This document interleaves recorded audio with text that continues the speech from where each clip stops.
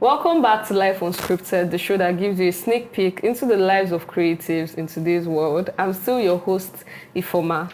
And my guest today is one who has mastered the art of storytelling, a maestro in the business of influencing. And I'm talking about no other person than Omotara Lawrence, aka Lady Mo, aka Mrs. Lawrence. Hi, Omotara. It's so nice to have you on Life Unscripted. Hey, thank you very much for having me. You're welcome. Should I say I'm excited? Yeah, you have to be. I'm not really excited because I don't know what's coming, but I am happy to be here with you. Thank you. Okay, so before we start, we're going to have tongue twister. Okay. I know you have you. I have H factor. So I don't know. Why would you? I knew it. I knew. Wait. I was already saying that there's no reason for me to be excited because. Hear what I want to say first. Okay. Hear the tongue twister. So it goes Benga, Ige, Igi, Giga. Okay. Excuse You have to say me. 5 times. Excuse That's me. why I said, don't you have me. Excuse me. Benga, Be, Igi, Giga. Benga, Ge, Who taught Igi, you Giga. that, Yoruba? See. Benga, Ge, Igi, Giga. So how many times? 5 times. 5 times, okay. Bengage igigiga, bengage igigiga, bengage igigiga, bengage igigiga, bengage igigiga. Should I continue? It's okay. It's fine. Thank you. You're such a pro. Yeah, pro. So, tell us, translate that for us. What does it mean? Benga. I think Benga cuts down a tall tree. Yeah, that's like. You call yourself a Yoruba connoisseur. Yoruba Yes. language connoisseur. Yeah. Connoisseur is such a big word. I went to Excuse school. me. I know the meaning. So I want you to tell people watching the meaning of connoisseur. Being a Yoruba language Okay. connoisseur. I'd like to say, for my own meaning, I think it's like a professional, someone who understands the language. I mean, you can't speak it, but you might not understand it. So someone who loves the language, who understands it, and who likes to use it. So that's like what it's all about. That's why I say, okay, because I love Yoruba a lot. Aside from the fact that I'm not Yoruba, let me say I love. You're not Yoruba. Sorry, I'm Yoruba rather. I love language generally, like languages. I loved like learning different languages. So, but Yoruba is like my mother tongue, so and my dialect. So I love it so much. So that's why Did you study Yoruba in school? I studied microbiology. Okay, so people, apart from speaking Yoruba, you've packaged it so well and you've used it as an influence into like watch your videos. And I don't know anything in Yoruba, but when I watch your videos, I'm so engrossed. I'm like, oh, it sounds, and you have your Yoruba is deep. Yeah. So like it's actually really nice, and I'm just engrossed in the video and I'm watching it. So is this something? Why did you decide that you want to be out there with Yoruba language? Okay. Let me start by saying it's easy for me. I won't say it's my comfort zone because as easy as it seems, I still have to like do some research, stay up at night, read, get some books and all that, so that I don't just go out there and then drop in things for people from the top of my head. But the main reason is because it's easy for me. And I think that's what content creation is all about. Yes, you can step out of your Macedonia to like try other things. But I think you should do what you enjoy and what it is easy for you. When you're creating content, if singing or sounding like a particular person or tweaking the way you talk it's easy for you. If it's easy for you, and then you think, okay, yes, you feel like you're going to do more or you're going to thrive better doing that. Why not? So, and then a lot of people, I realize a lot of people shy away from the local languages because they feel like, oh yes, it makes, not cool. Yeah, it's not cool, or people are going to see me as local or Raz and all that, but I sincerely don't care.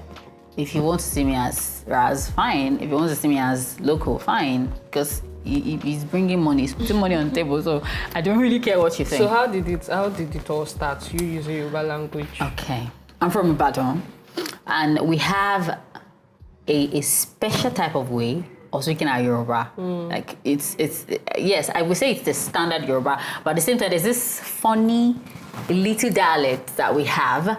So I remember that I started on Instagram with Yoruba's kids, like Ibadan's kids. My brother pops up like all these vox pop questions, asking questions in English, and then I respond in Yoruba, you know, and then I throw insults around and all that. But I feel like, okay, how long can I really do?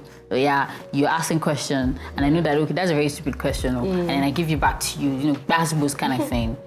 It has to be, you know, I felt like I had to like repackage so that I don't so that I will be able to break the stereotype. Okay, yes, anybody that speaks Yoruba, they're Raz, they're local. So how can I? Yes, it is Yoruba. Yes, it sounds Raz. Yes, it's local, but I still want you to watch the video. I want your attention. So I decided to go into the deeper part of Yoruba. I mean, talking about the Yoruba proverbs, idioms, you know, teaching people Yoruba, translations and all that. And it's very easy for me. Although at some point I stopped because I allowed, I won't say peer pressure, but I allowed what people were saying on the internet get to me. I mean, sometimes I will see some comments and I'll be like, excuse me, if I'm even speaking English, your daddy cannot even stand and, you know, converse with me. So what makes you think that I am local? Because I don't speak English. So I decided to, like, you know, make more English content, but I'm not just comfortable. That's not like I like being free. See, if I am not comfortable making it, it's not going to fly. It's already a flop. So why not just like do me? Even if the audience is very small, I know that, okay, in this age that we live now, people are, it's like they have no choice but to accept the local languages, Yoruba especially. I made it whether I like it or not, I'm going to make a video and you're going to listen. You don't have a choice. You have to listen. So, like, that's actually very commendable because we live in a time where, I don't know, like, people have made accent a thing. Like, oh, my tell me about it. This accent. So my dad had to make sure for all of us in the house, if you like, pretend like you don't understand, he's communicating with you in Igbo. Amazing. Really. And I feel like they don't understand that your roots is still your roots, no matter where you go and all that. So I feel that that's very commendable, honestly. So I would like you to tell us who Omotara is beyond just being an influencer. Okay. Let me start by saying Omotara is a very shy person. And people don't believe it. Well, it's social media is like acting. And then you don't have to play by the rules. You just have to like do, because you know that, okay, if you don't put on that act, you are gonna starve. So you have to do it. And then when people meet me, they're like, we've not even heard you, like you've not even said anything since you got here. It's not possible. That can't be the Omotara. What do you mean that can't be the Omotara? Like, wait, because I make content on online, then you expect to see me and then I'm just throwing hands or shouting everywhere. So beyond social media, I'm a very shy person and I'm a realist rather. I am also an introvert. I don't like going out. Like, I'd rather just, you know, stay in my house. And aside content creation, I'm a business person. I like business. Not like I'm all this, people that like business, but I'm just this person that, okay, I can't come up with the ideas or why don't you dive into this kind of business? But I have the capital. I like investing. Okay, this is a business idea. Why not let's just hop into it and try out how it's going to be. So I like to tell people that I'm a business mogul and, you know, I'm building my Dangote energy. So you guys should watch out. They're not ready. She's coming. Okay, so I noticed, or rather, I did my research, and I know that you're not someone that likes going for events, except it's work related. So is it because you're a shy person, or you just like your house? Okay, first of all, I live in Ikorodu, and Ikorodu is very far. Excuse me, it is very far, but that's not the reason. It's because I'm shy. See, I literally get anxious when I meet people. Social anxiety. Guy, I am in my mind, I am shaking. I am trying not to like break down because I suffer from, let me say, I used to have low self-esteem. I mean, like, okay, when I enter somewhere, everybody's looking at me. Everybody's thinking about one thing, or maybe my looks, because I used to be very insecure about some parts of my body. And it has really affected me that if the event is not in the night, you're not going to see me. Like, bro, I don't want to go. So when I came to Lagos and then I started like, influencing proper, I realized that, okay, I have to like break down that wall if I really want to like get what I wanted. Yeah. So I started like attending some events. But I'm telling you that it is actually war between my body and my mind. As I'm standing, I'm like, smiling at a guy.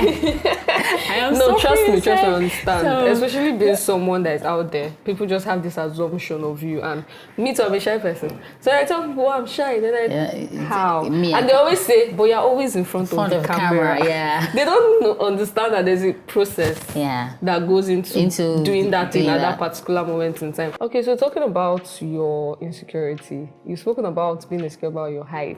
Yes. Which I think is a weird thing, because I think your height is amazing. Oh. So how are you able to, have you gotten over that insecurity? To some extent. To some extent, but before it was really bad.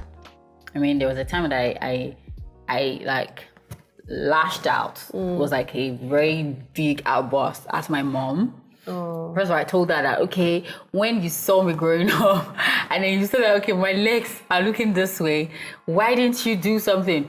And then she just like laughed, and then she was like, sorry, we would have taken you to all these orthopedics and all that, and then tell them that they should do your leg one kind and one kind. So I think it's a thing of my background, so which makes it very difficult for me.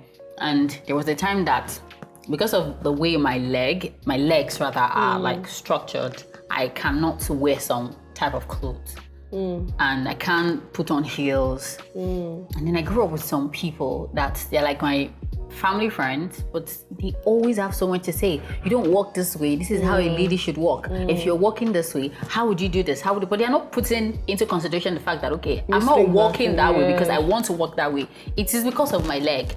But now, they taught me some like walking steps, and it's affected my the way I walk. Do you get my posture and all that? But it is what it is. But seriously, I used to hate the fact that I am so tall. Why am I so tall? When I was in secondary school, I was the tallest. Taller than the teachers. And that's weird, because when I was in secondary, I was the shortest. God, I was so tall. And on the assembly, you can just see Grace from wherever she is. And I think I was bald, because I was not allowed to make my hair when I was, so you know that is Grace anywhere, you just know. And then it's even worse because I still have it. My voice was really deep, like this kind of voice. So there is bullying from schools or from like friends and like, okay, you sounded like a man. You're a man. You're this, you're that. You're even still tall. You're still bald. Do you get? So all those things, they just added to the insecurity, but sometimes you outgrow some things, and then you have to just do a lot of tell your head that you have to just let it go, or else you're gonna suffer. So, and it's really weird because, or rather, it's rather funny because you have so many people admire you, like a lot. Oh well. Like honestly, you have a whole lot of people who admire you, and I know the first time I met you, I was like, I see this fine tall girl. That's what I'm thinking in my head. And then you somewhere in your head, you're feeling some because one thing I used to be very insecure about is my height. And I got yabbed a lot for my height. Like, I'm actually tall now, safe. When I was in secondary school, I was tiny. I was like the first assembly ground. I'm the first person in line. So tiny, and being the smallest in my group of friends, when guys are hitting on them, nobody's talking to me. Was you the Larundo of the group? I'm and that affected me a lot. So I had to do a whole lot of mind, like a whole lot of unlearning, accepting myself that, okay, guys, this is how you are, nothing I can do about it. So that's I actually think you're a very pretty girl, because I'm a friend. I'm just telling you. So Twitter. Okay. Twitter. I've been on Twitter since 2019.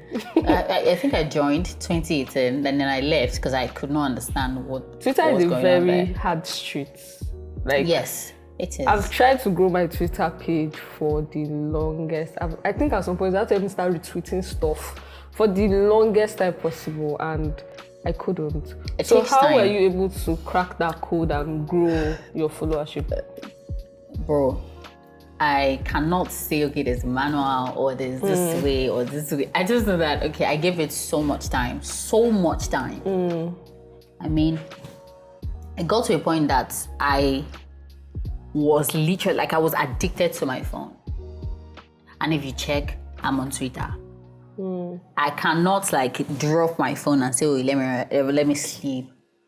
I mean, 2019, I was serving 2019. I finished my service 2019. So that was when I, like, took Twitter seriously.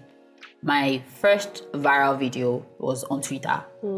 And then I felt like, oh, wow, the reception was so good. Oh, this will like me.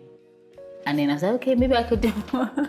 maybe I could do more. And then I think Twitter has taught me that life is, sometimes white, sometimes black. Of course, I know that, okay, there are some people that would like you, and some people that wouldn't. But yeah. I've never experienced it. I mean, directly. I've heard people talk about, how they did this thing, and then people were like, oh, wow. And then afterwards, people were like, what's that? So why would you do that or something? Even people that know you, people that have, like, been with you, that have met you before. So the cracking of the code or how to build your account on Twitter, you just have to give it time. Keep tweeting, just be there, commenting, be on standby, but you have to just give it time. Like, drop every other thing that you were doing. I literally dropped to my Instagram. To grow your Twitter. Like, I just started like building my Instagram recently, but I was fixated on Twitter. Yeah. And that was like what helped me. And I tried to, like, create a different content. I realized that, okay, this language thing or this Yoruba thing, people really appreciate it. And it's different. And it's different. Yeah. Like, a lot of people don't do it. So I started, like, doing that. So it's like I have a unique, although like there's several times I have derailed from what I actually enjoy doing. And it's due to, okay, yes, people's attention span is so fickle, and you just have to keep trying and trying and trying and trying. Yeah. But you learn. I've listened to people talk about creativity and audience and reception and all that, and then you just have to keep doing what you are doing. What actually you feel good doing. You can adopt some, trends and all of that, but don't lose that. What's that word? Don't lose uniqueness. Yes, the uniqueness and how you started. The key factor that is actually out there, fascinating people. Yeah. Don't lose it. So. Okay. So I've seen your numbers. You have very good numbers. You can literally tweet you sneezing, and you're having like hello. I zoom can't be. You're having like retweets, but does that, like, you're a good influencer, but does that ever stop you from being yourself?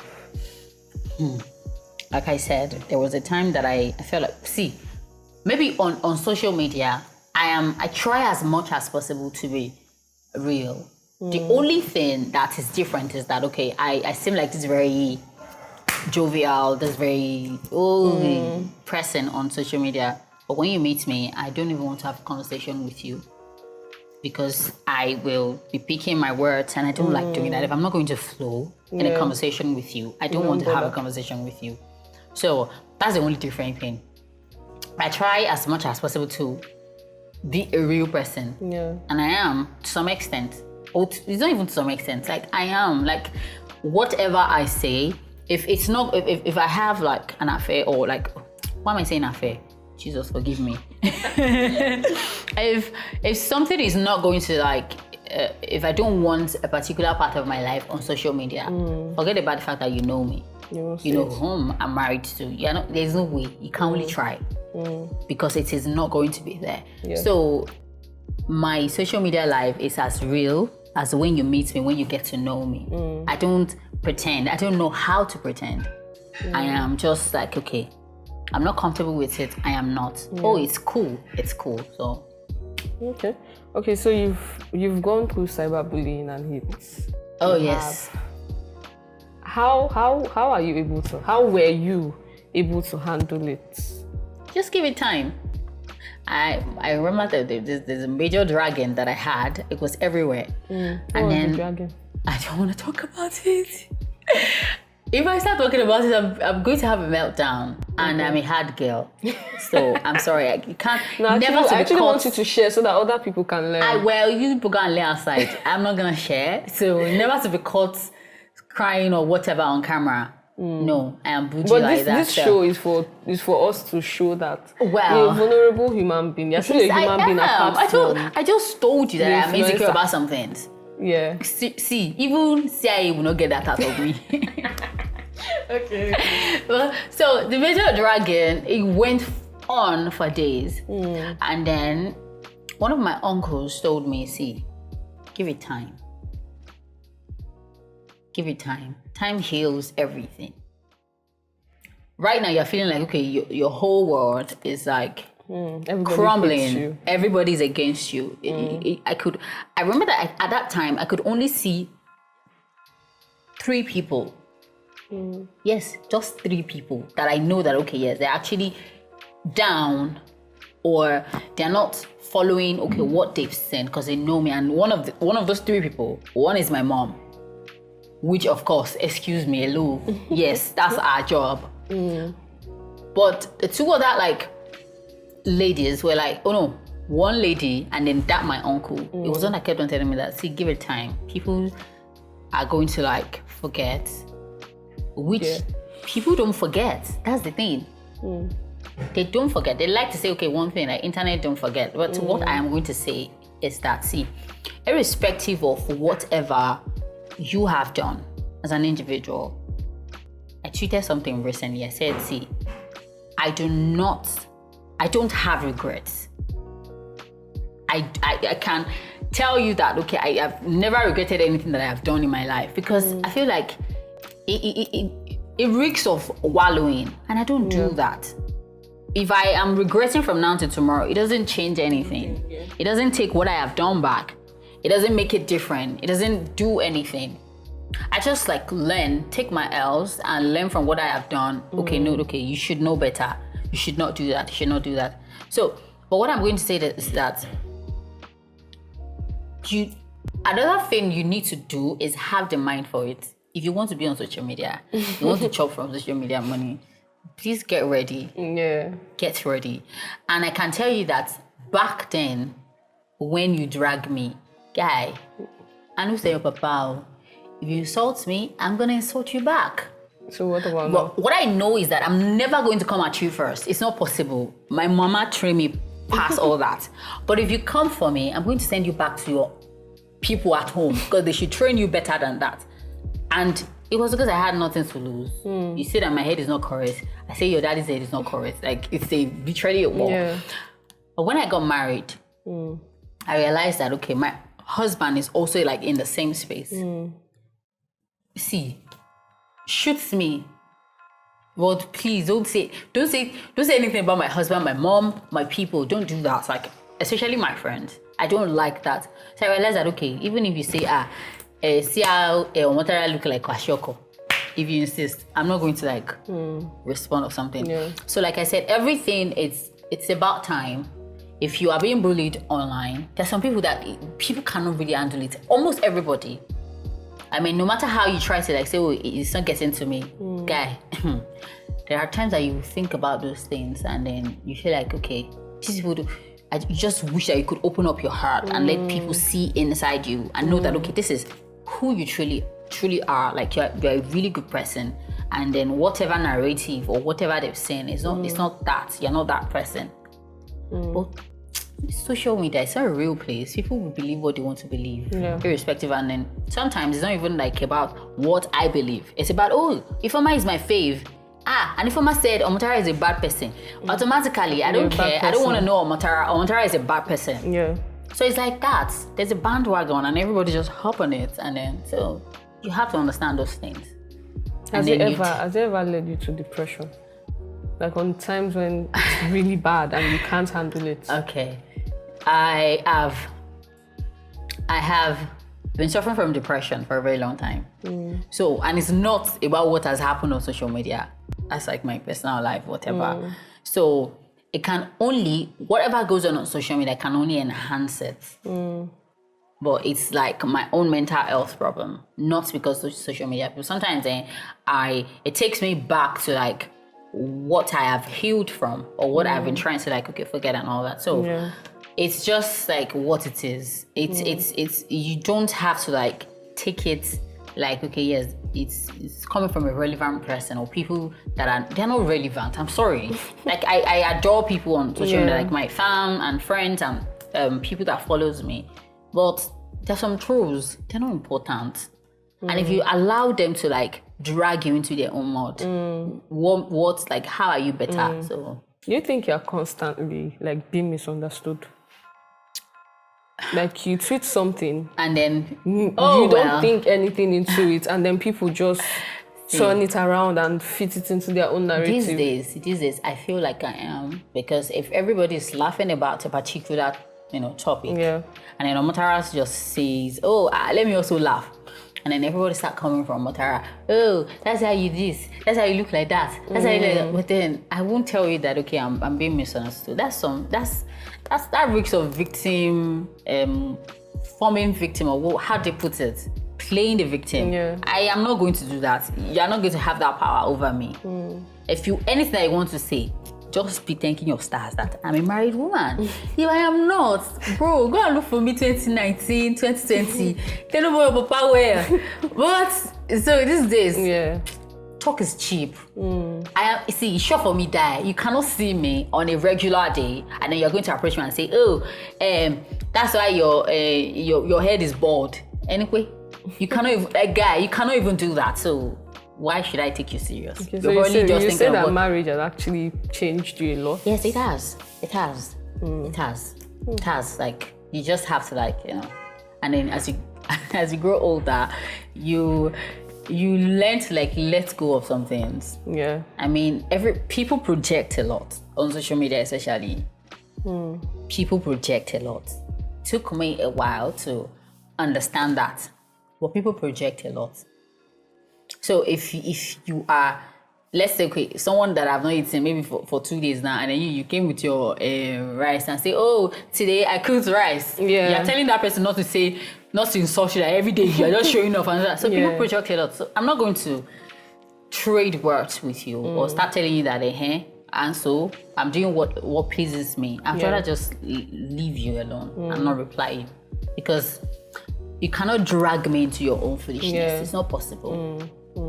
So your influencing journey, do you have any regrets from like when you started up until now? Do you have any regrets? Like I said, I don't have regrets. It's not a bougie thing to be regretting. I shouldn't have done that. Everything is a lesson. You learn from decisions you've made, rather. You learn from things that you have done, people that you've worked with, relationships that you've had, and then work relationship that you've built and then it crumbled and everything. But I don't have any regrets. I've had people that we've worked together and we fell out.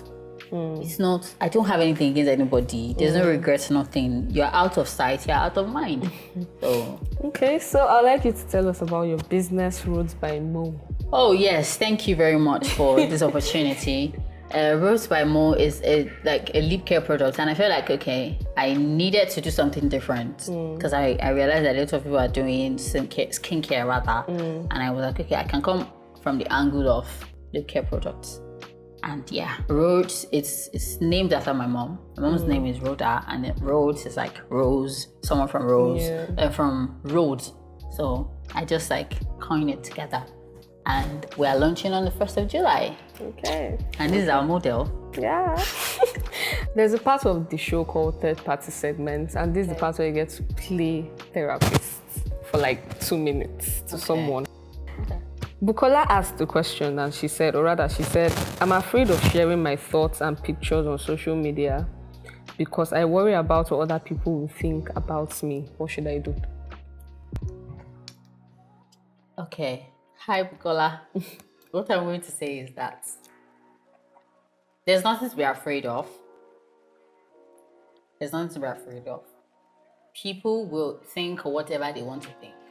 Even without you posting your pictures or stuff that you do, your existence alone makes people talk or think stuff. Like they literally always have something to say, whether you are in their face or not. So if you feel like, okay, if you post your pictures, you're going to be happy. What really matters is what makes you happy and what makes you comfortable, what you enjoy. If you enjoy sharing your pictures, share your pictures. It is your space. You open the account. It is your data. Let people talk. Don't let people suffocate you. Breathe. Okay? Because see, if you spend time worrying about what people will say, you're not going to get anything done.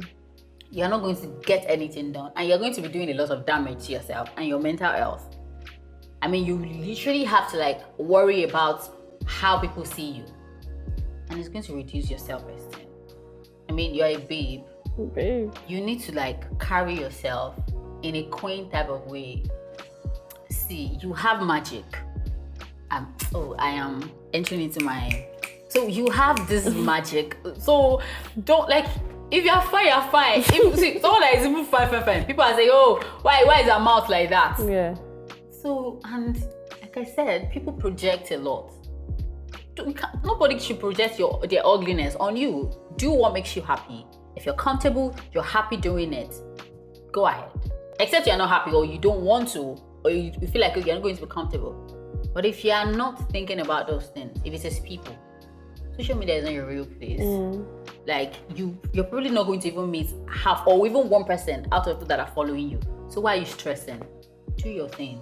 That's it on today's episode of Life Unscripted with the amazing Omotara. And I hope, as usual, you enjoyed today's episode because I actually did. I learned a lot. I'm still your host, Ifoma. And remember, life is unscripted. Behind every screen is a person with real emotions and real feelings. Be kinder.